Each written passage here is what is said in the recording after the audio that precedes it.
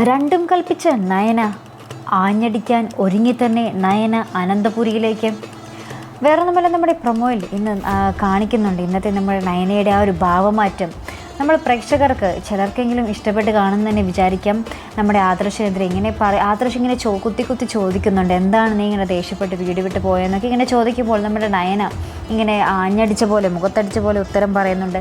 അത് ഭർത്താക്കന്മാരോടെ പറയേണ്ട ആവശ്യമുള്ളൂ, മറ്റുള്ളവർ പുറത്തെ ആൾക്കാരോട് പറയേണ്ട ആവശ്യമില്ലെന്നിങ്ങനെ പറയുമ്പോൾ ആദർശ് ഇങ്ങനെ പറയുന്നുണ്ട്, ഞാൻ നിൻ്റെ ഭർത്താവല്ലേ എന്നിങ്ങനെ പറയുന്നുണ്ട്. അപ്പോൾ നയന എടുത്തടിക്കും ഇങ്ങനെ പറയുന്നുണ്ട്, ഭാര്യയായി തിരിച്ച് കണ്ടാലേ ഭർത്താവായി തിരിച്ചും കാണാൻ പറ്റൂ, ഭാര്യയായി കാണാത്തടത്തോളം കാലം എനിക്ക് നിങ്ങൾ ഭർത്താവുമല്ല എന്നിങ്ങനെ മുഖത്തടിച്ച് ആ ഒരു എതിർത്ത് തന്നെ നയന അതിന് മറുപടി കൊടുക്കുന്നുണ്ട്. അപ്പോൾ എന്തായാലും നയന ഇത്തവണ രണ്ടും കൽപ്പിച്ച് തന്നെയാണെന്നുള്ളതിന് ആ ഒരു തെളിവ് തന്നെയാണ് ഈ ഒരു രംഗം.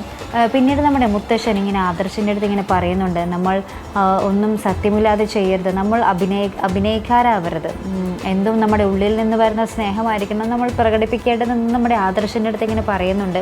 അപ്പോൾ ആദർശ് ഇങ്ങനെ ആലോചിക്കുന്നുണ്ട്, ശരിയാണല്ലോ മുത്തശ്ശൻ പറഞ്ഞതെന്നിങ്ങനെ ആലോചിക്കുന്നുമുണ്ട്.